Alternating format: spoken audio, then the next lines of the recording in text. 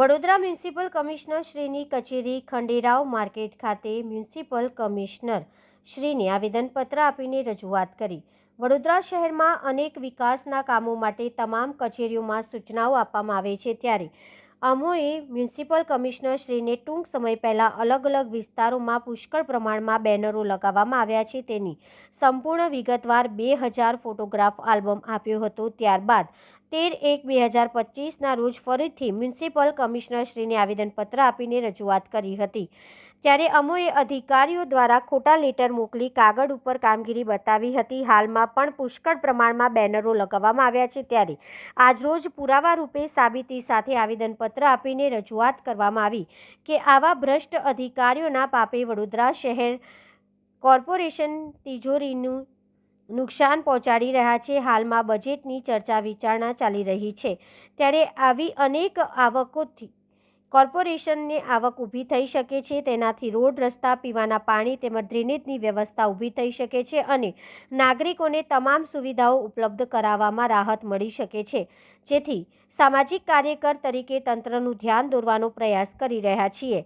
હાલમાં દરેક સ્થળે પુષ્કળ પ્રમાણમાં બેનરો લગાવીને કદરૂપું વડોદરા જોવા મળે છે, ત્યારે આવા ભ્રષ્ટ અધિકારીઓ જે જમીન મિલકત કોમર્શિયલ શાખાના છે તેઓને તાત્કાલિક ધોરણે સસ્પેન્ડ કરવામાં આવે તેવી કમલેશ પરમાર માંગ સાથે જ મ્યુનિસિપલ કમિશનર શ્રી દ્વારા તાત્કાલિક ધોરણે કામગીરી હાથ ધરવા માટે સૂચનાઓ આપવામાં આવી અને કડકમાં કડક નિયમો જાહેર કરીને તમામ બેનરો જપ્ત કરવામાં આવે તેવી રજૂઆત કરવામાં આવી હતી। આ મ્યુનિસિપલ કમિશનર સાહેબ જનતાના હિત માટે બેઠેલા છે। દરેક વખત અહીંયા ગાડી આવીએ છે, તારા લટકેલા હોય છે, ઢેરકા લટકેલા હોય છે, એટલે કંઈક ને કંઈક આ ખંભાથી તારા વહેલામાં વહેલી તકે ખુલે અને આ મ્યુનિસિપલ કમિશનર સાહેબ નાગરિકોની વેદના, નાગરિકોની સમસ્યાઓ સાંભળવા માટેનો સમય કાઢે તેવી અમારી ખાસ અપીલ છે।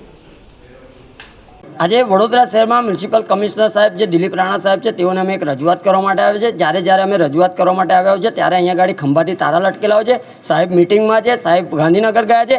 આ રીતના દરેક વખતે કંઈક ને કંઈક રીતે ગોળ ગોળ ફરાવી રહ્યા છે, પરંતુ હકીકતની બાબત એ છે કે આ જાડી ચામડીના મગરો આ પોતાના ખિસ્સા ભરી રહ્યા છે। સાથે જે કહેવાય છે કે વડોદરા શહેરની અંદર દરેક વિસ્તારોમાં અનેક વખત અમે લોકોએ રજૂઆત કરી છે, ફોટોગ્રાફ સાથે રજૂઆત કરી છે।